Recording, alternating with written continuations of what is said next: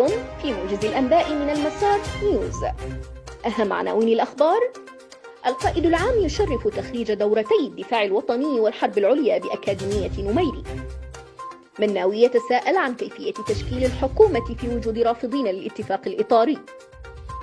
السودان يدين الهجوم الإرهابي على السفارة الباكستانية في كابول.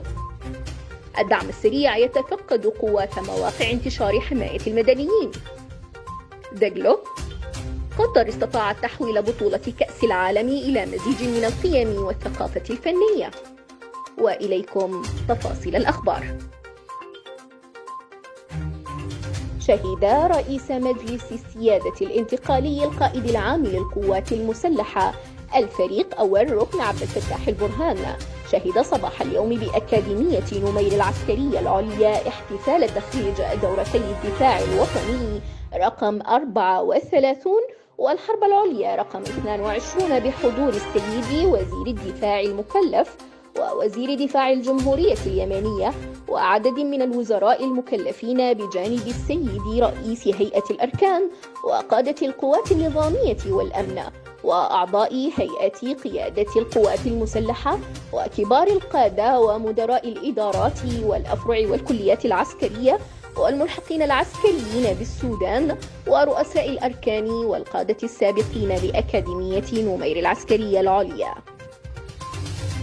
وقام سيادته بتقييد وسام التفوق من الطبقة الأولى وتسليم شهادات التخرج لأوائل الكليتين من الدارسين الوطنيين والدول الشقيقة والصديقة. من جانبه ذكر السيد رئيس هيئة الأركان الفريق أول ركن محمد عثمان الحسين أن الأكاديمية ظلت تبلغ رسالتها عاما بعد عام وترفد البلاد بكوكبة مختارة من الضباط الوطنيين ومن الدول الشقيقة وقيادات الخدمة الوطنية وتخرجهم كرجال دولة مسلحين بالخبرة والمعرفة ليكونوا سندا وترياقا للبلاد خاصة في ظل الظرف الماثل الذي تمر به. وفي ختام حديثه تقدم السيد رئيس هيئة الأركان بالتهاني للخريجين كما ترحم على أرواح الشهداء وتمنى عاجل الشفاء للمصابين وحيا جميع الجنود المرابطين في كافة بقاع الوطن. جدد المسؤول السياسي لقوى الحرية والتغيير الكتلة الديمقراطية مني أركو مناوي أمس السبت جدد دعوتهم لشمول العملية السياسية الرامية لإنهاء الأزمة التي خلفها استيلاء الجيش على السلطة. وعقدت الكتلة التي تضم حركتي العدل والمساواة والتي يتزعمها جبريل إبراهيم وتحرير السودان بقيادة مناوي علاوة على الحزب الاتحادي الديمقراطي الأصل وقوى سياسية أخرى وزعماء عشائر عقدت اجتماعا مع زعيم الاتحادي الأصل محمد عثمان المرغني بغرض تنويره حول الأوضاع السياسية الراهنة ورؤية الائتلاف حولها. وقال مناوي في تصريحات صحفية عقب الاجتماع: ما زلنا عند موقفنا بضرورة أن تفتح العملية السياسية لكل مكونات الشعب السوداني من أجل تكوين حكومة ذات قاعدة عريضة وليس حكومة لا تحظى بالدعم الكافي. وتعارض الكتلة الديمقراطية الاتفاق الإطاري الذي وقعه قادة الجيش في 5 ديسمبر الجاري ونعت الاتفاق بالإقصاء لكونه انحصر بين الحرية والتغيير المجلس المركزي وقادة الجيش السوداني.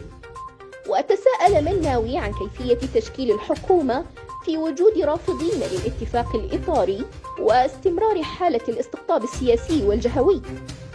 وتابع: يجب أن تجتمع كل مكونات الشعب لتشكيل حكومة ذات قاعدة عريضة للعبور بالفترة الانتقالية.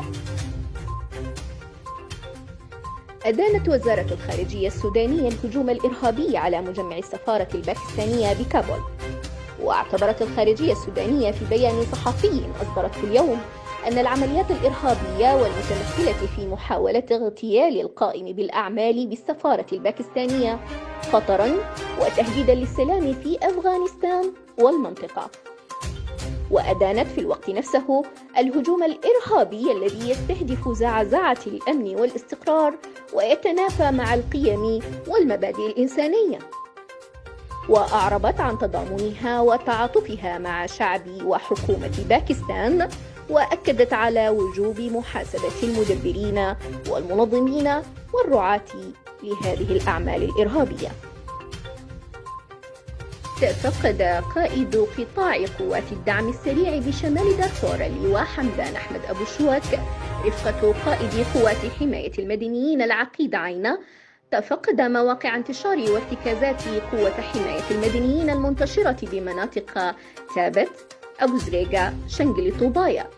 وأكد أبو شواك جاهزية القوة في حماية المدنيين وتأمين وحماية الحصاد، بالإضافة إلى منع التفلتات والمحافظة على الأمن والاستقرار بتلك المناطق، مشددا على ضرورة بسط هيبة الدولة وسيادة حكم القانون والتعامل بحسم مع المشكلات والظواهر السالبة كافة، خاصة تلك التي تهدد أمن وسلامة المواطنين. من جهته قال قائد قوات حماية المدنيين العقيد عينة إن قواته منتشرة ومنفتحة وغطت المناطق كافة التي شهدت بعض الاحتكاكات في الفترة السابقة، مبينا هدوء الأحوال العامة بتلك المناطق، وذلك بفضل انتشار القوات وحسم الظواهر التي من شأنها أن تعيق عملية استقرار وأمن المواطنين. قال نائب رئيس مجلس السيادة الفريق أول محمد حمدان دقلو أن قطر بهذا التنظيم الفريد لكأس العالم استطاعت أن تحول بطولة كأس العالم من مجرد منافسة عادية في كرة القدم إلى مزيج من القيم الثقافية والفنية والحضارية والدبلوماسية والإنسانية والسياسية. وأضاف في تغريدة له على تويتر: إننا نفخر بهذا النجاح الذي وقف خلفه رجال ونساء قطر بقيادة سمو الأمير تميم بن حمد آل ثاني. وأضاف في تغريدة له على تويتر أن ختام كأس العالم اليوم الأحد يتزامن مع العيد الوطني لقطر، وهنأ قيادة وشعب قطر الشقيق بالمناسبة، متمنيا لهم المزيد من النجاحات والتوفيق في جميع الأصعدة. نشرتنا مستمرة نوافيها بعد فاصل قصير. اتجاه لحظر المنظمات الوطنية من استيراد الأدوية. أرجل زمن التزكية للوظائف انتهى. الآن مع الفاصل الإعلاني.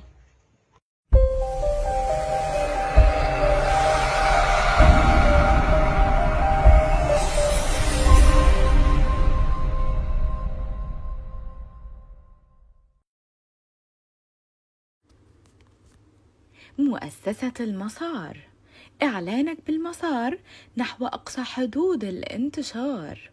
قنواتنا هي المسار نيوز، والمسار إنجليزي، والمسار وادي النيل، والمسار الرياضية، والمسار ميكس، بالإضافة لتطبيقنا على جوجل بلاي أو مجموعات الواتساب ووسائل التواصل الأخرى.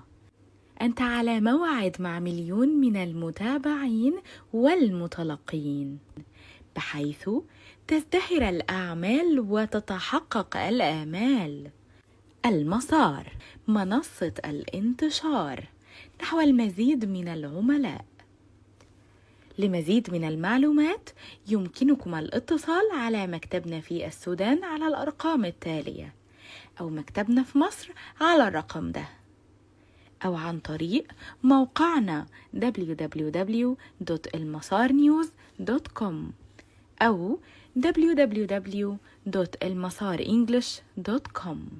مجموعة المسار، منبر لمن لا منبر له.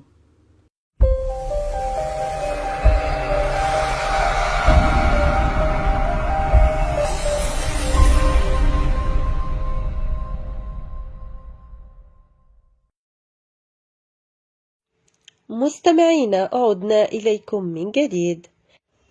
قال المدير العام للشركة السودانية للموارد المعدنية المحدودة مبارك أرجول رئيس مجلس إدارة شركة معادن السودان للتدريب والتوظيف خلال حضوره احتفال الشركة باستقبال موظفين جدد أن الاختيار والاختبار لوظائف الشركة في الوظائف الجديدة تم بكل مهنية ونزاهة، وشدد على أن الاختيار تم وفقا لمقدرات وخبرات المتقدمين دون توصية أو تزكية من أحد، مضيفا بقوله زمن التوصيات والتزكيات انتهى، ودعا أرجل الموظفين الجدد للالتزام بأخلاقيات المهنة والاجتهاد في العمل لتطوير نشاط التعدين في البلاد. أكدت مصادر مطلعة لليوم التالي أن جهات الاختصاص شرعت في ترتيبات لحظر منظمات وطنية وعدم السماح لها باستيراد الأدوية، وتشير متابعة الصحيفة إلى قرار صدر مؤخرا قضى بإيقاف استيراد الأدوية من الخارج من قبل منظمات رغم إلحاحها وترويج بعضها بأنها تستورد أصنافا من الأدوية النادرة. وأكدت مصادر مسؤولة أنه لا مجال بالسماح للمنظمات باستجلاب أدوية من الخارج. عاجل، منتخب الأرجنتين يتوج بطلا لكأس العالم للمرة الثالثة في تاريخه بعد الفوز على فرنسا بركلات الترجيح، وذلك بعد معركة كروية تاريخية مع المنتخب الفرنسي.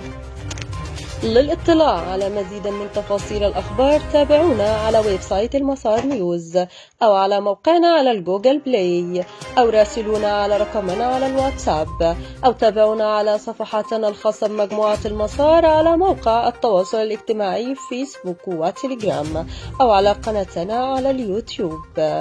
نشكركم على متابعة هذا الموجز أينما كنتم، طابت أوقاتكم بكل خير. وفاء مربوبة، سمية إسماعيل، المسار نيوز السودان.